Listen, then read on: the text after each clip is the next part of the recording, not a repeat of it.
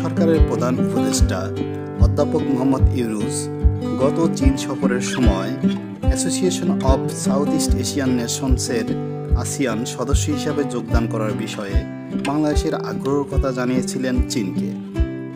Malaysia এখন আসিয়ানের chairman, আর এ বিষয়ে Malaysia সমর্থন জানিয়েছে।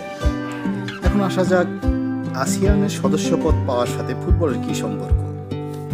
এই আসিয়ানভুক্ত দেশগুলো আসিয়ান চ্যাম্পিয়নশিপ অথবা AFF কাপ, কারেন্টলি একে মিৎসুবিশি ইলেকট্রনিক কাপ চ্যাম্পিয়নশিপ হিসেবেও বলা হয়ে থাকে, যেখানে আসিয়ানভুক্ত মোট 10টি দেশ ও বাছাই পর্ব পেরিয়ে আরও একটি দেশ খেলে থাকে। এর বর্তমান চ্যাম্পিয়ন ভিয়েতনাম। এই সাবকন্টিনেন্টাল চ্যাম্পিয়নশিপ প্রতি 2 বছর অন্তর অন্তর অনুষ্ঠিত হয়ে আসছে সেই 1996 সাল থেকে। এখন পর্যন্ত মোট 4টি দেশই শিরোপা জিততে পেরেছে। এর মধ্যে সর্বোচ্চ শিরোপা জিতেছে থাইল্যান্ড 7 বার, সিঙ্গাপুর 4 বার, ভিয়েতনাম 3 বার, মালয়েশিয়া 1 বার।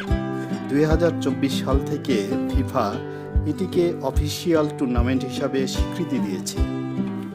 এবার আসা যাক আসিয়ানের সদস্য রাষ্ট্রসমূহ কে কে।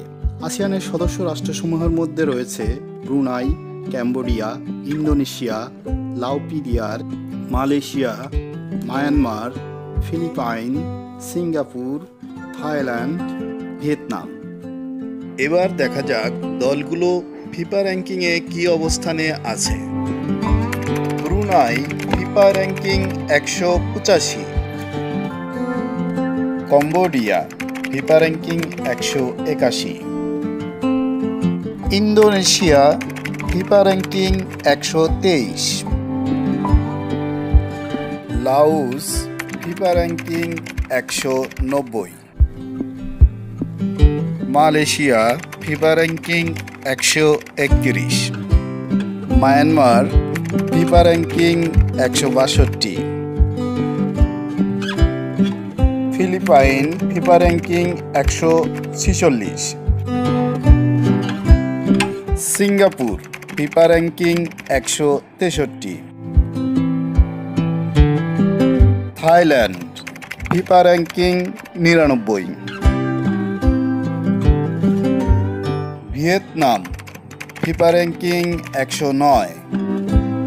এই টুর্নামেন্টের একটি ভালো দিক হচ্ছে টুর্নামেন্টটি নিয়মিতভাবে আয়োজন করা হয়, সাফের মতো এতটা অনিয়মিত নয়। সাউথ ইস্ট এশিয়া রিজিয়নের এই দলগুলোর অবস্থান ভালোই, এবং বাংলাদেশ যদি অংশগ্রহণ করতে পারে তবে তা হবে আমাদের ফুটবলের জন্য মঙ্গলজনক।